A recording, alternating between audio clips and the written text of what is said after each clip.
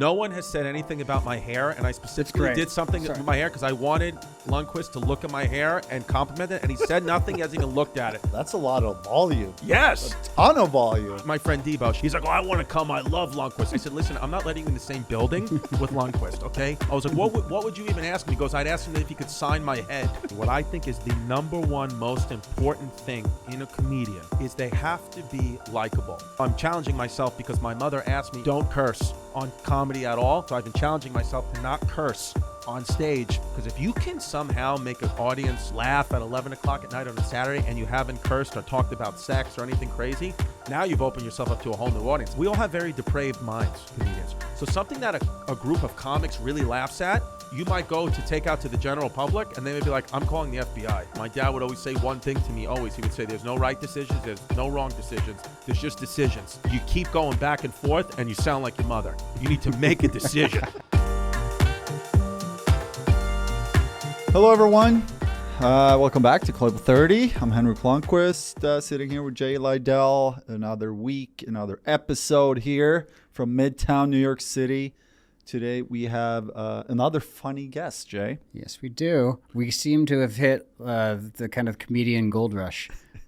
Thanks to Sam Morril. I think he introduced us to all these guys, or kind of plugged us in. But it is a big part of New York City, the comic scene, right? Yeah. Of course. All the different clubs, and you look at the stars that they were kind of developed in the city. Yeah, I think it's a real proving ground for stand-up. Obviously, the big cities, especially New York, seem to have that magnetism. You know, if you can make it here, you can make it anywhere. And I feel like that's especially stand-up comedy. Yes, because the crowd they're honest. Yeah, and probably pretty tough at times. Yeah, so they've kind if of you can seen handle everything. that, I'm sure you can handle all the other cities. I might be wrong, but that's my guess. I think you're right. Just like any other profession here, you know, if you can actually excel and win the crowd over here, that's doing something. I think it translates to the rest of the country too.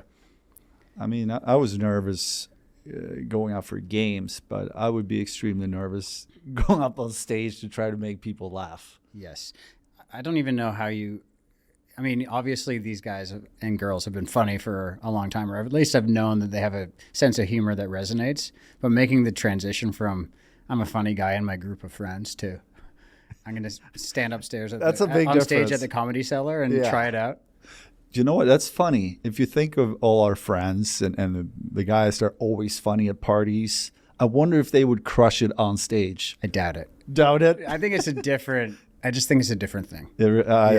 I agree. Yeah. But listen, let's bring in today's guest, Chris Distefano. He is crushing it right now. Yes. A lot going on in his life. So I'm very curious to talk to him. So let's bring him in. Let's do it. Bring in Chris.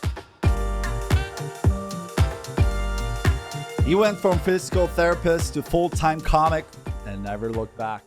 With a mix of chaos, honesty, and Queens-born swagger, he's turned stories about his childhood, therapy sessions, and fatherhood into a style all his own. Welcome to Club 30, Chris Distefano. Thank you, brother. I didn't realize you were from New York, too, with that accent. Very standard New York accent that was. Yeah, yes. Like right out of Flushing. Right. He's born and raised in Brooklyn. With a touch of Sweden. With a touch of Sweden. Touch of Sweden. Look at this. Was there a moment where you're like, you know what? I need to change. You know what? So two things happened in my life. I got into like a big fist fight that day in my high school because I went to an all-boy Catholic high school. My mom worked in one of the Twin Towers. She survived, but I thought in the moment, I thought something happened to her. I was so nervous, I started to cry. And then all-boy Catholic high school, this kid starts laughing at me because I'm crying. So I broke a chair over his head, like fist fight right in the middle of school. And obviously, getting big trouble for that. And I was thrown out of the school temporarily. Yeah. And then my father, who was like a, no nonsense, old school Italian guy from the Bronx, came and confronted the principal then 2 days later and got me back into school. And I tell this whole story. It's a whole story that I turned into comedy. And it's like one of the things I've done in stand-up that like went viral. Really the only thing I went viral. My life is like career, I should say. It's like a pre and post 9/11. Like we have a pre and post 9/11 world. Yeah. I have a pre and post 9/11 career in the sense of before I put that story out, that stand-up bit that just naturally went viral, I really couldn't sell any tickets. I had no like path here. And then that story came out, and now all of a sudden my name started to get out there in the comedy circuit, and people would be like, "Oh, I saw that bit online. I saw what you." But on that, I'm bringing that up to say because in that actual day of September 11, 2001, when all that was going down, they put the kids who they thought maybe had lost a relative or had someone who had worked in the building. They thought, let's put them all in the library and have a guidance counselor come in. This guy, Brother Regis, shout out Brother Regis, if you're still alive. I don't know, but I think you might be, because he was an old man back then. But Brother Regis come in and talk to the kids, kind of help them through like whatever, we were all panicking at the moment. And I didn't even realize this. He had told my mom months later when she came for like parent teacher, he was like, on September 11th, when all the kids were like crying and upset, he was like, your son was up trying to make everybody laugh. Everybody. He was just, and I don't even remember doing that. He was like, he was telling jokes, being silly. And I knew that he thought, his own mom was dead. And he was like, just going, right? And he was like, and I noticed, the guidance counselor said, I thought, he's got a thing in him that he should either do comedy or he should be a lawyer because he's either going to charm an audience with his comedy or charm a jury and, get people arrested or not arrested. So he was like, I think, so since that moment in 2000, back then when I was in high school, my mom was like, that's your gift is you have like a sense of humor. So that's what you should like, focus on and do. So since that moment, I was like, oh, maybe I want to do comedy. But then I didn't really develop the balls to do it until I was 24, 25, when I was already a physical therapist. Okay. When then I was like, you know what? If I'm going to do it, I got to do it now. My father was like, I'm contemplating doing it. And as I told you before the show started, my dad would always say one thing to me, always. He would say, there's no right decisions. There's no wrong decisions. There's just decisions in life. And he was like, you keep going back and forth and you sound like your mother. You need to make a decision. He goes, so just go out and do it. Can you say it with his accent too? How does it say it? He would say, I'm telling him, and he said, and I remember talking to him, I'm like, Dad, I don't know if should I do comedy. I want to do it, but it's scary. And he was like, I never forget. He goes like this, Chris, listen to me. How many times I have to tell you the same thing? There's no right decisions. There's no wrong decisions. There's just decisions. Okay. You know who you sound like right now? Your mother. Okay. You sound like a woman. You're a man. Make a decision. He goes, either you go out and do comedy today and you do it, or you don't ever do it. It's simple. He was like, he goes, you got to ask yourself on your deathbed, what do you want to do? Do you want to be the guy who never tried? Is that who you are? I don't know. You tell me. And I was like, just go try it. What's the worst that could happen? You go try it. So how does this work? Take me through this. One day you're like, you know what? I want to be a stand-up comedian. Yeah. What's the first step if you want to be a stand-up comedian? So what I did was at the time, I just Googled. This was 2000. This was 2009. So I Googled, and I think there's still a website there. It was called badslava.com. Badslava.com. And what it has is all the open mics, all the comedy open mics or music open mics in New York City. And so I went on badslava.com, and you just put in, current, location, and it showed me the closest open mic to where I was at the time and where I was living in Ridgewood, Queens. And there was a place there called the Creek and the Cave, which was in Long Island City, Queens. It's now moved to Austin, Texas. But I just said, you know what? I'm just going to go do this. I never forget. I went there was a bar right next door to the Creek and the Cave. I did 4 shots, bang, bang, bang, 4 tequila shots. Did it. By the time they called me up an hour later, the buzz was just starting to hit. And I went up there and I said, just lock in 5 minutes, whatever, drown these people out. 5 minutes, stick to your script. And 5 minutes, I went in and I absolutely bombed. 0 laughs because I don't even know how to formulate a freaking joke. I'm doing things backwards. I'm drunk. Yeah, nobody laughed. 0. Because here's the one thing you have to understand too about the New York City, the specific New York City open mic, comedy open mic scene is the audience is not regular people. The audience is other comedians. So A, they don't want you to succeed because you're a competition. And B, they're not really listening to you. They're worried about what they're going to say because they maybe are going on next. So you have people who are just looking in their notebooks, and even if they do think something's funny, they're like, who cares? Yeah. Screw you. And then the third thing is sometimes this is what, and I learned this, is we all have very depraved minds, comedians. So something that a group of comics really laughs at, you might go to take out to the general public, and they may be like, I'm calling the FBI that you even made a comment like that. But comics were like, ha, ha, ha, laughing everywhere. Sick people. Well, did you know this before going up on stage for the first None of time? it. None of it. So you were crushed. No, because, well, no, but this is what I was going to say, is what happened is I went, and the feeling that I felt after just doing it, that euphoria, I got addicted to that. Because my dad also said other thing to me. He would always say that, what I told you first about decisions, and then he always say to me, it's not about the outcome, it's about the effort. The outcome is irrelevant. I don't care about outcomes. What is your effort? If you're putting in your effort, that's all that matters. And I remember I got addicted to the adrenaline of just doing it, just trying to write a joke and doing it, and whether you laughed or not became irrelevant to me, especially in the beginning, which is where you need the highest chance of quitting is in the beginning. Because once you start to get going, then I'm like, I can, like, sometimes people will say, I'll meet people who I started comedy with, 15 years ago, and they're pretty much in the same place as they were back then now, because not everyone most people don't make it in entertainment. You're just kind of doing it for a different reason. You're not doing it to get money and fame. Sure. It's not, that's such a small chance of that happening.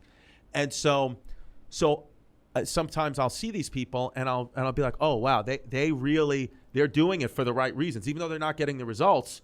They're doing it because they're like, I just love doing it. If you want to try to get rich and famous in comedy right away, is almost like a 0.001% chance of that happening. Right. So yeah. And I think I asked Sam the same question. Like, when you're up, Sam Morrell, he was on the show last year, but when you're up on stage, for you to really perform well, what do you want to feel up there? Do you want to be focused, or do you want to be happy? Do you want to be relaxed? What's your ideal state of mind? For me, the thing that I personally think, after all these years of doing comedy, what I think is the number one most important thing in a comedian is they have to be likable, way more than being funny. Likability and charisma are the top two things that you need. Because people can be very funny, but if they have zero likability and zero charisma, us as humans are like, because comedy is a subjective art form. You're like, I don't really like this guy. But meanwhile, his jokes are good. Set up, punchline, good. But you're like, ugh, it's kind of gross. But if you're likable and charismatic, you could get away with, hey, maybe the joke isn't as good, but you like me, I'm smiling, I'm having fun. So for me, what I like to feel, the best compliment you can give me personally in my style of comedy is I want you to feel like when you're sitting down in my show, you say, oh, I saw that guy, I laughed for an hour, but he didn't even do any jokes. It was almost like I'm just talking to you. I'm having a conversation with you. I'm like the guy at the end of the bar just being funny. Once you see a joke coming, to me, that's not my style. Some guys are, Sam Morrell, totally different than me. He's an excellent writer. Yeah. He writes his jokes and they are perfect. I mean, like 100% on a test. Like, that is a proper joke. That's not how I roll. Yeah. Mine is more like, let's just talk, how do let's you flow. get there? Like, when you're up there, are you super relaxed? Are you nervous, for example? I am. All my nerves are 100% of my nerves are before the show. Okay. If you took a blood pressure cuff and put it on my arm, I guarantee you the lowest blood pressure I have during any part of the day for me is when I'm on stage. It's like playing a game. It's the same thing. It's like I'm just in the moment. So I mean, dude, the thing is, for me, I never get too high or too low on myself. I walk off stage, always try to be in the middle. I mean, I've had shows where, I've absolutely bombed. Like, I feel the sweat dripping down my back. Like, I'm talking about, like, like, it's disgusting. Like, I'm fully sweat. And because I ate it so hard. And that used to bother me. But now I just have learned so much, like the thick skin. Like, embarrassment isn't an emotion I have anymore. I could say anything. I could offend you guys accidentally. You throw me out, and I wouldn't even tell my family about it. I'd be like, oh yeah, I had a normal day. My day was good. Yeah. Meanwhile, Lundqvist wants to sue me. What I think is cool is that we have a lot of folks that come join us here that I don't know. They've been excellent at one thing since before they could walk. Yes. Like Hank. Yeah. Right. People come in here and they're like, I've known that I wanted to do this since before I could talk or think or process anything. Yeah. But what's really cool and maybe more relatable to normal schmoes like me is that you took a risk. You were already a very accomplished physical therapist, right? And you happen to be funny. You happen to be charismatic. Like, I think it's really cool and relatable that, like, we can tell stories that are about like I just took a chance because I still don't know what I want to be when I grow up. Maybe. Right. You know, like when people, and I'm not at that level yet, but like I used to think when I would see someone up win an award in entertainment or something, or even athletics, you know, sometimes you would hear people say, you know, this happened to me, it could happen to you. Yeah. And I would always be like, that's BS. There's Yeah, some no type way. of help they had that I don't know. That's a thing they want to say so the kids listen. But and again, not that I've reached the zenith yet, but I really am now, like I can identify with that a little bit, where it's like there was actually nobody at all that helped me anything at all with comedy. Like there was nobody that helped me get to like do Radio City. Like I just started doing it. Yeah. But I didn't have any connections. My family doesn't have any money. Like I just started doing it. So like that's what like I know is like, so I'm now when I look back and I hear people say that, I'm like, oh, maybe there might be some truth to that, because it's like all I did was listen to my dad, and basically what my dad was telling me was stop talking about doing it and just go do it. Yeah. You know? So that's what I've done now, and that's what I kind of feel very free in my life, because I'm not really competing as much with anyone else anymore. Like I know who I am. It's like a peer of mine could sell out 10 shows at Madison Square Garden, and I would genuinely be happy for them because I'm happy with me. Yeah. Because I live by that rule of I just put in the effort. If I'm not putting in the effort, if I'm not writing, if I'm not even trying to get on stage, if I'm saying I'll do it later, then I start to get mad at me. Yeah. But as long as I'm doing it, like I'm here doing this with you, and then I'll go write, I'm like, okay, you had a good day. So what? You're not going to make money every day. Sure. You're not going to sell out every show. You're not going to, you know, this whole idea of like, I got to be the greatest to ever do it. That sounds exhausting to me. I don't want to deal with the sacrifice that comes with. I'm okay just being good enough. Yeah. You know? That's So great. when did you start to feel like, okay, this could be something? So How many years of a real grind was it? So what happened was so I'm doing comedy, become a physical therapist, and I'm doing them simultaneously, right? And I'm doing physical therapy during the day. I mean, I'm getting in there at 7 a.m. I was a pediatric physical therapist, work with like mentally and physically handicapped kids right over here in Chelsea. Okay. PS 133. Shout out PS 133 and 138. I'm sorry, at PS 33. And they were you know, great kids. Work with them, and I get there early at 7 a.m. Work with them till 3. And then I would kill some time, write some jokes, and this first open mic would start at 5 p.m. There was a place called the Laugh Lounge. There was a place called the Maui Taco. We would run around with Sam Morrill and Mark Norman, all these guys. We all started together. Michael Che, Pete Davidson, all guys that went on to become big stars. We all running around, roommates, no money, just, you know, feeling it all out. And so I would do these comedy open mics, keep going, burning the candle at both ends. You know, lost my relationship with my girlfriend, put on 40 pounds, you know, like there's sacrifices that happen where it's like I am just laser focused on comedy and physical therapy. And then I got on this show called Guy Code, MTV's Guy Code, which was a humongous show for high school and college kids in the early 2000s, in the mid 2000s, 2010, 2011, 2012. So I got on that show. I auditioned just, you know, as a complete nobody. What had happened was sometimes fate helps you. Again, by just showing up, just making the effort. I was on a show at Eastville Comedy Club. It's no longer there. And the MTV scouts were there to watch another comedian. This guy, Damian Lemon. Shout out Damian. Great guy. They were there to watch Damian. And he was running a little bit late because there was a lot of problems with the train. It was a torrential downpour that day, coincidentally. So I'm just sitting there as an open mic comic, but the club knew me because I was like a gym rat. Yeah. I was like a comedy club rat. I was just always there. And so the owner of the club says, hey, we need to fill a few minutes. Just go up there until Damien comes. Didn't tell me people are there. He's just like, just go. Because they need a body up there. All I was a body to provide time until the real guy gets there. So I'm up there, fully relaxed, doing my stuff, playing. There wasn't even that many people in the crowd, maybe 20. But two of the people, this one guy, Jim Serpico, and Dennis Leary, you know, who's, you know, obviously Dennis Leary, and they owned a production company called Apostle Productions, and they saw me, and then and I didn't even know, and then I get an email the next day from Apostle. They say this guy Conan Smith, great manager, he messaged me. He says, hey, you know, my colleague saw you last night at the club. We want to have a conversation with you. We think you have something. So I meet them, and I'm nervous. I really am. I'm like and I'm thinking in my head, I'm going to go into this office, and I'm going to have to defend myself. It's worth the risk right now. I think I'll joke about it, but I'm like literally, I walked into this office with the keys in my hands, you know, like to make like little claws like Wolverine. You learn that growing up in the city. It's like walking down the street from the train. I got Wolverine claws. So you can fight me, but you're going to get scratched. So I walk in and opens the door to this beautiful office, Dennis Leary. And he's celebrity. I know him. I'm like, oh, wow, this is real. So they sit me down and they're like, listen, we think it can help you here. You have some talent. And then they start getting me the auditions. And one of them was the MTV's Guy Code. They said they were going to put me on just for one episode. They said, just do one episode. That's all you got. But make it a good opportunity for you. It'll be on MTV. That's great. Just one. So I remember 4 hours. I remember my dad and I went to see the Yankees and the Orioles in Baltimore. And I was filming the next day. And I was like, oh, I got this, thing the next day. And my dad was like, did you prepare? And I said, well, I was going to do it after the game. He goes, no. Instead of driving, now we're going to get on the train. We're going to get on Amtrak, and you're going to write. You're going to work on this 4-hour train ride, and then we'll go to the Yankee game, and then you'll write. You're going to make sure you're prepared for that. And I went in. I came in that next day to MTV. They said every other comedian had like maybe a page of notes. I had like 6-7 pages of notes like that. Just jokes. And I went in there and it was just drilling them. And I could see the producers and the directors talking a little bit off camera.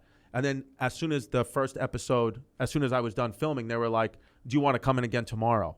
And so I said, yeah, absolutely. And then they gave me more work. And then next thing you know, after a couple of weeks, they just put me on the season. They were like, okay, now we thought you were just going to be a fill-in. Now you'll be on the cast. Cool. And so, and then I start doing that show. And then MTV starts to come to me. They come to me a few months later and they say, hey, you've been working on a lot of our shows. We want to sign you to an overall deal. But it's going to require you quitting your physical therapy job. And so I was like, oh man, that's like a big decision. I don't know. And then I, spoke to my dad about it again. And he was like, you have to take a chance. He was like, even if this doesn't work out, you can live in my basement. You'll deal. He was like, your mother's going to be upset by it.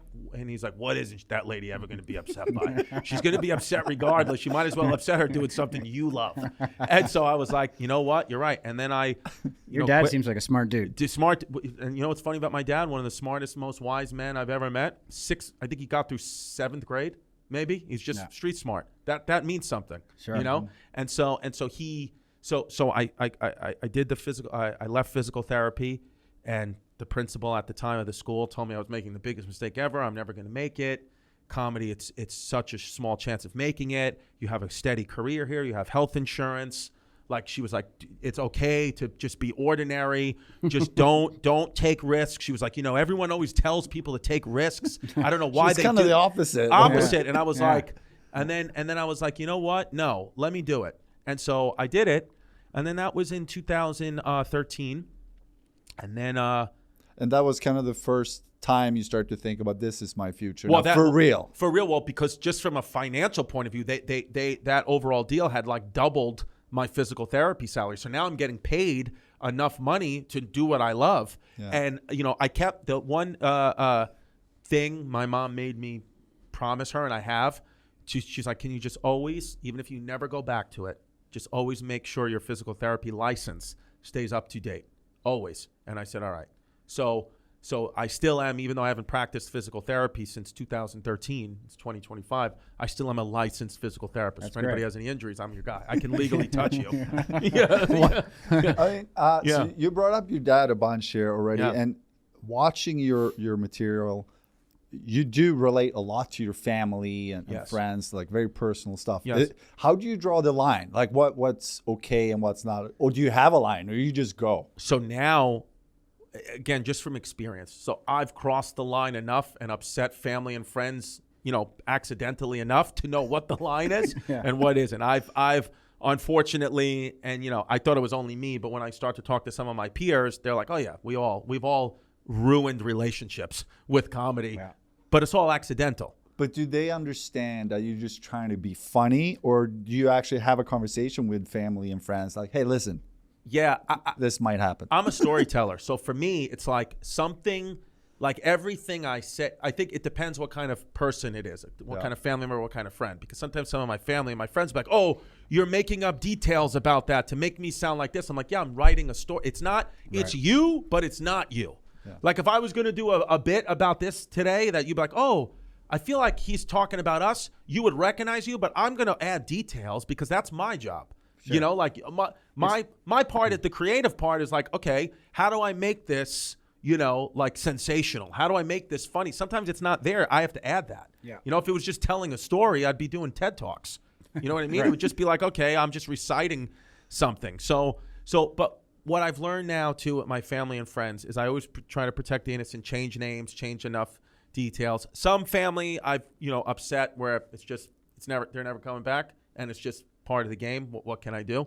But I try now I think about it, because what happened is now my kids are older. So now I try to think about, listen, stuff I've said, crazy stuff on the internet that will always be there. I'll have to atone for that. I'll have to own up to that. If my kids want to ask me about that, we'll have a conversation. I'm trying to. You talk about your kids as well. I talk about them. I don't show pictures of them or anything, but I tell stories, whatever. So there's certain things that I've done that talked about that I'm like, hey, if they ain't gonna have a problem with that, I'm gonna speak to them about it. But what I try to do now moving forward is the new kind of brain me is because my daughter, my oldest one, is 9. So now it's like I'm kind of saying, like, because I heard her, she said to me a couple of months ago, she was like, oh, Dad, she was like, you know, at school, she was like, everybody thinks it's cool that, like, you know, like my dad's a comedian. She's like, but there's one girl, her dad says that I'm a dirty comedian and I curse a lot.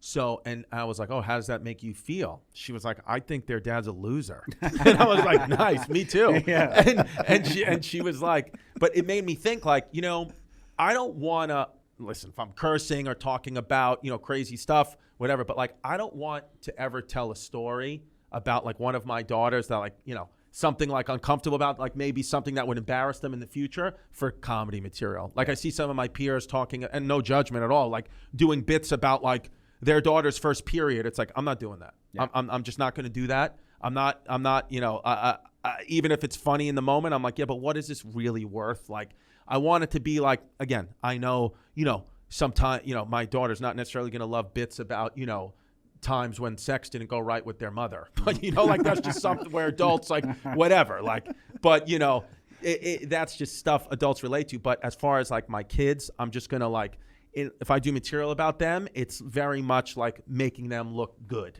you know, if I can. Yeah. You know? Has the expectation of your original kind of Queens crew changed since you made the switch to comedy? Like, are you expected to be funny now all the time? Yeah, well, it's more like, well, you know what happens to me a lot now? I'm at that point in my career where I'm like in between. Yeah. Somebody will stop me. Like, I'll get stopped most days to take a picture. Hey, I'm a fan, whatever. But it's usually this. Somebody will stop me. Like, you'll stop me. Oh, I'm a fan, Chrissy, I'm a fan. Take a pic. And then he'll take the picture and be like, I don't know who you are. And then so like somebody will put me up, bring me down. Put me up, bring me down. Yeah. So it's like up. So that's my career. But that's good comedy. Like I'm always like connect to the people, because as good as I could feel, you know, it's like I sold out Radio City on top of the freaking world, right? And then people are like, oh, what was your after party like? It was crazy. Would you do this, do that? It's like, no. I was there with my kids. My daughter was 2 at the time. She had a dirty diaper. I had to change her shit diaper in the Sprinter van outside Radio City. And then we went home. I had to go out and get milk because we forgot milk. And I was in bed by 11 o'clock. Right. So it's like this rock and roll lifestyle. I don't have it. Yeah. You know, I'm like, just like with my family, I do my show and then I come home and it's like up, down, up, down. But I think, you know, the only thing that's, you know, changed a little bit, I would say, for me is now there's more of like an expectation, I think, too, from like my friends at home to like, you know, not necessarily be funny, but like, you know, I gotta, you know, they want to go to Knicks games. They want to go to Rangers. And if I don't pick one of them, they're like, oh, I guess I'm not your best friend anymore. It's like, no, dude, it's like, I only get one ticket. Yeah. I have to tell, like my friend Debo, shout out Debo. I said I was doing the podcast with you guys today. He's like, oh, I want to come. I love Lundqvist. He's a diehard Rangers fan. I said, listen, I'm not letting you in the same building with Lundqvist, okay? He was like, that's messed up. I was like, what would you even ask him? He goes, I'd ask him if he could sign my head. I'm like, yeah, I'm not going to have you come in. I'm sure you would have did it, but it's like, I don't need that. He's probably here. He probably did sneak in somewhere. So if you get followed into the bathroom and you see a 5'3" guy run out and try to get you, it's Debo. I'm watching your material again. A lot of the family stuff, personal stuff, but you're also very good at interacting with the crowd. Yeah. Was that something you had going early, or you developed it over time? Because you know what it is? I never. So really what comedy is to me too, I played basketball in high school, college, Division III, but I still was like, my whole life, right? Yeah. And so that adrenaline that I would get, that I was so used to for so many years, just playing ball every day. When I stopped playing ball, that adrenaline, there was like this void in my life where I was like, where's that adrenaline I get every night? And I couldn't find it. And so I replaced it kind of in many ways with comedy. So when I'm on stage, you know, I can't just sit there and be like, here's my first joke, here's my second. It feels like a basketball game to me again. So I'm in it. It's like they throw the ball up, tip, and we're playing. And so that's why it comes with the crowd and the jokes. I'm playing the game with you. Like in my mind, it feels that way.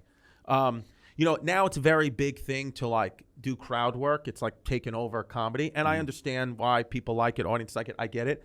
I try to not post anything. I don't like to like kind of manufacture the crowd work. Like if it happened naturally and organic and I came out there and like we're having a good time, but I'm not going to be like, okay, audience, now ask me questions. I don't like that. I don't like when you like crowd work source. You know, it's like if something naturally in the moment happened, I'll post that, or I'm very much about being in the moment. Like when a lot of times, like, you know, you'll do an interview or something like that, especially on the radio, the old school guys, and they're like, can we, you know, they want to ask me questions before and say, can you lead into some of your bits? It's like, I'd rather not do the interview then. Either we're going to have a conversation. Scratch the last two questions here. Don't ask them to be funny. Yeah. But Henrik's like, so what happened to you on 9/11? Is there a bit there? But is it important for you to then read the people that you can lean in on so it doesn't backfire? So one thing that I definitely have, and this is just experience, right? There's no shortcuts in comedy and sports and anything that we do. There's just no shortcuts. Some people get out ahead of the game first, but eventually I believe it always it levels off. And one thing about me that I have definitely developed this skill is I definitely have a thing in me now where I can come out and immediately know if you're going to be okay with crowd work and okay with me talking to you or not. And you could just be sitting there emotionless and I just know. And I'm very good now at, I mean, sometimes I'll make a mistake, but I'm almost like 99%. I can pick the guy or the girl who's going to love being talked to and made fun of. And then because if you pick on someone, and even if it's funny, but they're not having a good time, it's infectious to the audience. And then the audience starts to feel bad for them. Because they zoom in on them. Like, but if they're laughing and going crazy, it reverberates to the whole crowd. How can you tell? So you see it during your show, how much they interact in the show? No, I think it's a sense. It's just like a feeling. Like, you know, it's just like a gut feeling where I'm like, okay, this is going to be, they're going to like it. Like I would walk out on the stage tonight and I'd be like, you could have a good time. You're maybe second guessing your decision of moving, but this guy, goofball. Lundqvist is a goofball. I'm like, this guy just wants me to. I'm going to make fun of his stupid orange jacket. This is stupid orange. Yeah, and then you all make fun of your hat for looking like you're in the play The Newsies. And then I'm sad. It sounds like you've had that. Like, do you think any of that ability to read people comes from physical therapy? I honestly, truly, in my heart, believe, and I would tell anybody that would listen. Again, I'm sure it's in you guys having your success. You feel this too. It's only from failing. That's the only reason I know how to somewhat know what I'm doing now, 15 years in, is because I failed so many times in my life. It's insane. Like how many times I've picked the wrong person to make fun of, and now they want to fist fight me. How many times I've bombed, like uncomfortable to the amount where like I'm like, maybe I should quit. I don't think I actually am. How many times I've went out there and I failed so hard that the owner of the comedy club is like, you need to give the people their money back. That's happened to me multiple times. Shout out to DC Improv. They would like, hey, I'm sorry, the DC Comedy Loft. They were like, can you? People in DC are not funny. I sold such little tickets and the shows were so bad that they were like, you should really contemplate giving these fans a refund and giving us as the venue some of our money back. So it's only through failure have I learned all How that. do you feel the next morning after you hear that? I mean, dude, honestly, that was one of those ones, like I bombed so hard and the tickets were we had a Sunday show. These shows were Friday, Saturday, awful. Then we had the Sunday show. And after Saturday night, when they told me that, I just drove back to New York from DC. And the Sunday show, I didn't even do it. It was like 4 o'clock in the afternoon. And I told my manager, I was like, hey, I'm back in New York. I'm not going back to DC. And he was like, what? The show's in 3 hours. And I was like, yeah, but it didn't go well and they want me to give the money back. So you're just going to have to cancel it. And he was like, oh my God. So I remember like some people tweeting at me like, you scumbag, I'm here waiting for you. And I'm like, dude, ask the people what happened Saturday night. Right. You do not want to see my new material. It's awful. Speaking of new material, you have a great series on YouTube where you put stuff out every Sunday. Yeah, so every Sunday night now, I have my podcast called Chrissy Chaos that we're putting out on Tuesdays, but it's kind of morphing now into this Sunday night stand-up thing where, because I have a sit-down podcast called History Hyenas that I do with my good friend Giannis Pappas. We talk about history and we make it funny. That's like what I really enjoy outside of comedies is history. I love talking about history, learning about history. But we make it all comedy, all funny, so it's like even if you don't love history, it's like you learn some fun facts you can say at a party, whatever, and we talk about it.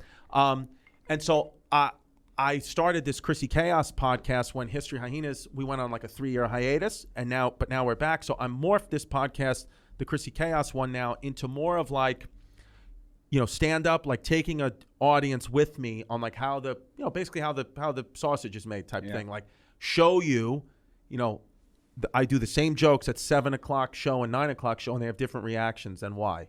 So so that's what I've been putting out is, a lot of people think, like a lot of people will come up to comedians after the show and be like, did you just make that up? Is that planned? And it's like, no, like we're writing all this stuff. We're preparing this stuff for weeks sometimes before we bring it to the stage. So I want to show a little bit of the behind the scenes. And also I'm challenging myself because my mother asked me, Lent, we're Catholic. She wanted me to not curse for Lent. Don't curse on comedy at all. So, and that's not like me. I like to say all types of things. Yeah. But she was like, do not curse. So I've been challenging myself to not curse on stage. And we've been putting that out there. And the one that I just put out last Sunday, you see the way that I'm bombing felt like the old days. Felt like the DC Comedy Law. I watched it. You saw the sweat, right? Yeah. I mean, I'm dripping in sweat like I'm in the Final Four. Yeah. Like dripping because I mean bombing like you can't imagine. Because the jokes that I want to make, I can't. I have to figure out a way. But my thing is like, you know what? This is a good path though. I like this challenge of like, how can you make, because if you can somehow make an audience laugh at 11 o'clock at night on a Saturday and you haven't cursed or talked about sex or anything crazy, now you've opened yourself up to a whole new audience. Like the biggest comics, the Nate Bargatze's of the world, the Jim Gaffigans of the world, the Sebastian Maniscalco's of the world, clean because the whole family goes. Mm-hmm. So it's like if you can do that, now it's not easy. It's probably the hardest thing to do. Yeah. These guys make it look easy, but it's like degree of difficulty is nuts. Yeah. But I'm trying. Yeah. I mean, you can tell listening to you, watching you, you're like, there's a New York feel to it. Yes. From Queens. Like, what is it? Do you think it's an advantage to be to start your career in New York City? Because, and we talked about this before you came into the room here.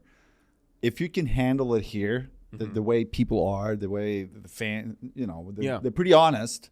Yeah. But it can be pretty tough. Yeah. But if you can handle that, I feel like you can handle a lot of different places around the country. Yeah. Is that true? Do you have that confidence from starting here? You know what it is? I think it is in New York. It's like, obviously, they've made all the songs. You make it here, you can make it anywhere, all that. There's a truth to that because I think in New York, like specifically like with comedy, there's such a every big comic comes through New York and comes to New York, right? And so, also even when I mentioned about like the open mic scene here, like where you begin, like basically like the minor leagues kind of, other cities, it's all like a regular audience that watches the comics. Like somebody will pay $10 to come out with their girlfriend or wife or whatever, and they watch this comic. That's not how it is in New York. In New York City, you're on at 5 o'clock. The audience is comics. The audience is people that hate you. So you're already starting out low. So if you can make it up through those ranks, then you've almost developed this skill set and this thickness that the other comics from other cities don't have the opportunity to have. And also it's a numbers game. Like Malcolm Gladwell says, 10 years, 10,000 hours, whatever you get. We can get our 10,000 hours here in New York City much quicker because in other cities, even the big scenes like Austin, Texas, and Chicago and LA, they don't have nearly the amount of stage time and opportunity we have here. When I was starting with Sam Morrill and Mark Norman and these guys, our goal every week was to get on stage 50 times a week, 50 times a week. No way. Every week. Wow. And if you didn't get 50, you were kind of like, then go move out of New York then if you can't even get 50. Where other cities, the top comics are not getting 50 times a month. Yeah. You know, we're getting it a week, 200 sets Yeah. a month because you just do it and you're in this game and it's like, and you know, the thing is here is like, you know, for example, Comedy Cellar is like the most legendary comedy club, right? It's the you know, be all end all. It's the top one, and it's legendary. And the why it is because when you get in there, the way it used to be, some things have changed about it now. You know, world's changed, whatever. But in the old days, right, when only way in to that club is you would have to get recommended by 2 other Comedy Cellar comedians, and the Comedy Cellar comedians at that time would only be top of the top, cream of the crop professionals. So for you to even get on the radar to even know one of these other comedians, you already had to be pretty good. Yeah. You already had to be good enough that some of these legends of comedy have picked you and said, you know what, why don't you come open for me? Why don't you basically come on my team and work with me? So that is the first step. Then the second step is the booker. Booked there 30 years, Esti, Israeli, you know, woman, great legend in comedy. She would say, okay, you come down if, you know, you want to get an audition. Somebody would, like Artie Lang was the guy who recommended me at that time. And he says, oh, Esti, like, you know, I've been working with this kid. He's good. You know, I think he can perform here. And she'd say, okay. And then she'd say, you just wait. And then so you're just sitting there nervous because she's there, this legendary booker, and you're watching all these guys, Chappelle and Chris Rock and all these guys going on.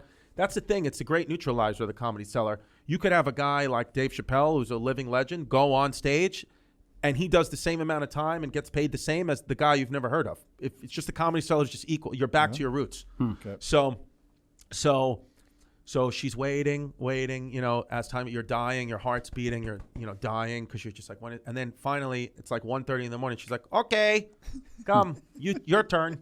And so now she's sitting there in the back. You get 5 minutes.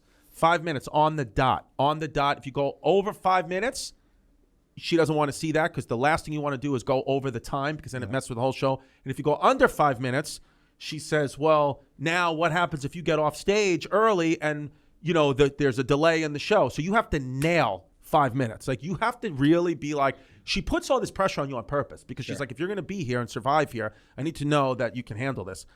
So, Can you have a buzzer? It's Yeah. like, you feel it. Well, no, you just got to know your set. Like, you got to be prepared at that point. It's like the tightrope walk. And she specifically waits for another big thing. She waits for later in the show, and she waits for a very well-known comic to show up and destroy. So she waits. So for me, it was Louis C.K., who was like a legend in the game. Goes on, 1 o'clock in the morning, destroys with like, you know, this is 2012, 2013, Louis C.K., #1 comic in the world. Hottest albums, whatever. So she's and then now me, no name, nobody. She goes, you next, you know, and so she go, and then you have to just go up there and do it. And then, you know, I go do my set, 5 minutes. She doesn't say anything to me, nothing. So you don't even know what the hell you're supposed to do. I just left. I was just like, I don't even know. Because people were asking, Artie Lang, other comics. It's a big deal to even get an audition at those days. Yeah. They're like, what happened? And I'm like, I don't know. I just left. And then some comics are like, that's not good. That's not good. And then some other comics are like, maybe. And then like a week later, she sends me an email. Oh, you were good. You need some work here, need some work there, but start sending in your availability, meaning you got in at the club. And then you give me one, and then she would give me one spot every 2-3 months, just little by little. And then as time went on, you start to get more and more if you're successful. If you go on there, and she has like little, the way it works out is good is because and I didn't know this, all the waiters and waitresses are kind of her eyes and ears because she's not there all the time. And she will report back, how was the new guy? How was he? Because they'll tell you the truth. Wow. So if you start to get enough good reports, oh, he did well with the crowd. He did this well. He did that well. She's more.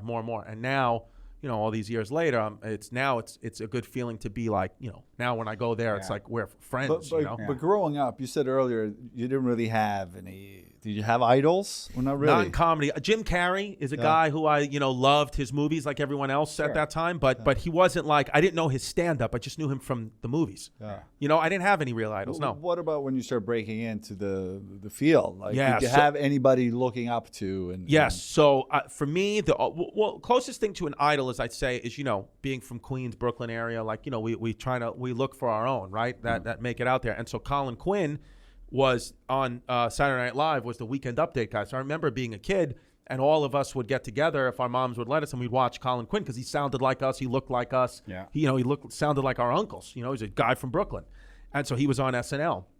So he was a guy that I'd be like, oh wow. When I would start to see him around, I'd be like, oh, that guy is someone who I looked up to. And now, I try to always be grateful and never forget like how cool all this is, because like now Colin Quinn and I are like legitimate friends. And this was a guy who 20 years ago, it was like a guy I saw on TV and like an idol. It's like when someone I'm sure idolized you and then they play against you. Yeah. It's like same thing. I'm like, oh, now we're friends. So those guys, it's those moments I think for me are cool. And even the Louis C.K.'s of the world, the Bill Burrs, these guys, I know even Chris Rock. I saw him at the Knicks game last week, and not that he knows me, but he says hello, gives me a pound. He sees me at the Comedy Cellar, so it's cool to be like even somewhat acknowledged, even on a small level. Where the comedy really lives best at like the smaller venues, like. Sure.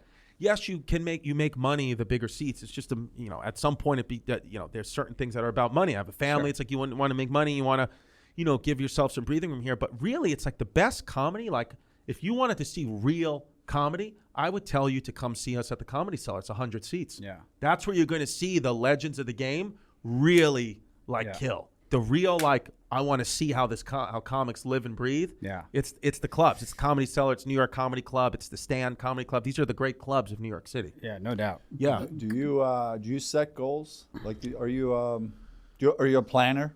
No. So what I did was I tried all that. I tried to be like, oh, you got to set this. It doesn't work for me. I lose the paper. I forget the freaking goal. I get in my kids got things. I don't do it. So what I try to live by the Japanese kind of, I don't know if it's a proverb or the way that they live. I saw this once, is they just try to get 1% better each day. So I try that. I try to say at the end of every night, I say, did you get 1% better? Some days it's yes, some days it's no. It's a feeling, really. I don't know how I can actually measure that, because or else I'll go, again, like you said, some people's brains are that way. And I've tried for so many years to be someone I'm not. I've tried to, how does it work doing it the way this guy does it? How does it work doing the way that lady does it? Yeah. I got to do it the way I do it. And the truth is my brain, I don't work that way. Yeah. I never have. I try to be, I have an objective number and I have to hit this number and this thing, but it doesn't motivate me anymore. It doesn't help me anymore. The 1% thing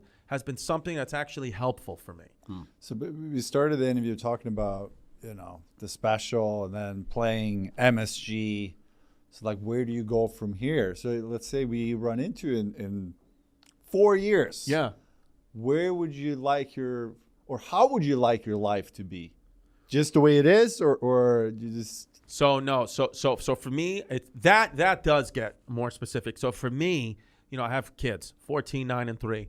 And the one thing I've heard a lot of my peers who are older than me talk about, I've heard a couple of guys say the same thing, different words, but same premise.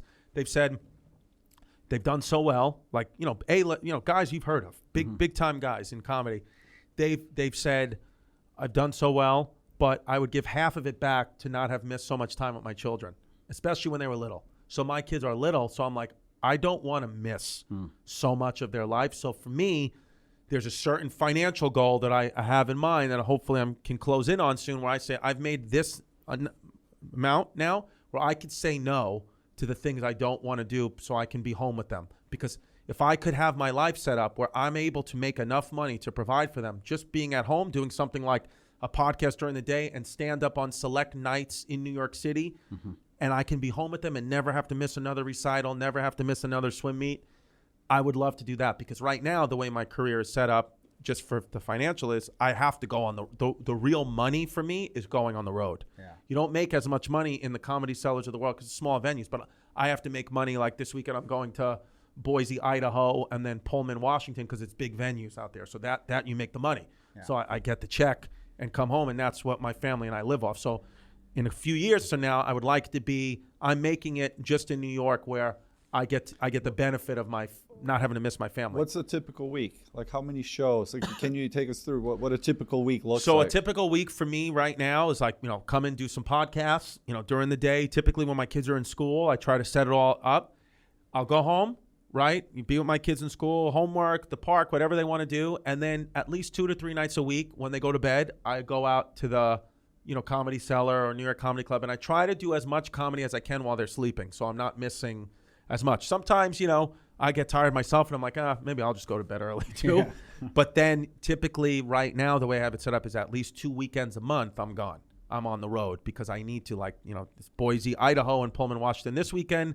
And at the end of the month, it's Albany and Connecticut. Yeah. So that just happens to be local. I could come home those nights. But then in May, it's Charleston, South Carolina, Durham. It's like the schedule like a team. Like you're on the road. Like I have to play games just like, I have to play venues. Like you have to go to a city. Any attractions overseas? Yeah. I do Europe.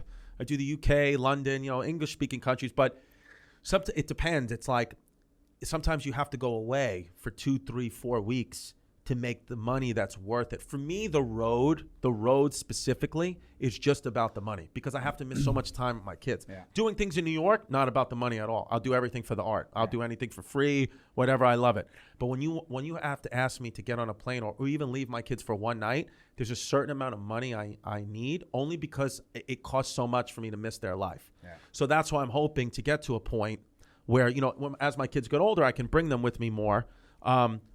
Or, I can just make enough money because the road it's fun to go perform, in Boise, whatever. But it's like with the internet, the people in Boise could see me, they could see me on the internet. And then when they come to New York, they could see me. I have to go there. It's for the money. I need to do it for the money. Yeah. Speaking of New York City. By the way, can I just quickly acknowledge that no one has said anything about my hair, and I specifically did something with my hair because I wanted Lundqvist to look at my hair and compliment it, and he said nothing. He hasn't even looked at it. I have my hair spiked up like Mr. Softy right now, and Lundqvist hasn't said one thing. And I just want to let the record be said that I did this. I blow-dried my hair so you would notice me because you're the hair guy. It's the same culture as coming up in the comedy game, right? Like he wants your hair to fail. Yes. He wants your hair to fail. I feel like my hair's sinking now. Your hair. First thought was like, that's great hair, but that's a lot of volume. Yes. A ton of volume. I did it on purpose because I wanted the volume to speak. I wanted to out-volume you. Oh, no, it did. It just in my head. A lot of times I go through stuff in my head. I don't say it out loud, but I noticed that. Do you know how many times I've sat behind him? He sits courtside. I'm 2, 3 rows back. Wishing he had a bald No, spot? I've taken videos of his hair and sent it to my wife. They're like, how do I get my hair like that? She's like, who's that? I'm like, shut up. I'm talking about his hair. Chris, now that you mention it, Hanks, your hair is looking a little flat today. Oh, really? Yes, thank you, sir. Volume. Yeah, I appreciate it. A Yeah. little lower volume, not in a bad way. Yep. Just when I see what high volume can be. That is high volume. See what it is? That's what it is. I'm the up and comer. I'm on your coattails. Yeah. Like some young goalie coming after your record. I'm coming after your hair. I love it. Yeah. Okay. The next time I need to bring it up. That's right. I mean, it's important now in this stage of your, advanced stage of your career to always be reminded of what greatness is. When Chris Distefano comes on the pod, you better bring the volume. Yeah. I'm going to look for it now. Next time I see an MSG, I'm going to look for the volume. Dude, I'm going to spike it. I want it to be like a Thanksgiving Day float. We've all been here in New York for a long time. You're the longest because you were born here. What's great about today's New York, and what do you wish you could bring back from? Dude, I got to be honest, man. Very nostalgic for me. I miss 90s New York. Like, there's a show. I'm actually rewatching it now. I think it's on Hulu, where my special is. It's just unfortunate. Mm-hmm. Do you remember the show New York Undercover? Yeah. Yeah, old school. I don't know if you remember New York Undercover. I don't know if they did. I don't know if they played it in Sweden. They probably didn't make it overseas. No. But it was a great show about 90s New York, NYPD, and all the show is filmed on location in New York. A lot of times these New York shows, they would film in a set in LA. This was in the streets of New York. So you're seeing the Bronx in 97, Times Square in 95, and you're like, oh, I missed that. I think the thing that I miss most about New York City is for a city, like I used to say two things. One, I used to go on the road, right? And even in the 2011, 12, 13, 14, 15, I would go on the road and I would say, I'm going to these other cities and these cities are open, but they feel like they're closed. I would go to, a city and be like, this city's open. It's a Saturday night, but it feels like it's closed. Where I said New York never feels that way. Never, never, never. New York is always rocking. You always feel something.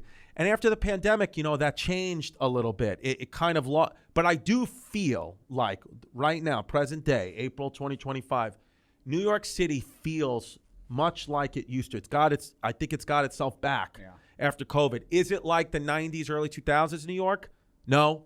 Some things have changed, but I do, I think one thing that I'm seeing now, and I think this is ultimately a good thing, but it does change the fabric of it, is these multi-generational New Yorkers. You're seeing them less and less. Like even where I grew up in Ridgewood, Queens, it's now like this up and coming hip neighborhood because it's right next to Bushwick, and my mom's neighbors are all from different places. Oh, she's from Wisconsin. She's from Portland. Where back when I was growing up there, everybody was from New York for 100 years. Yeah. Everybody was New York City.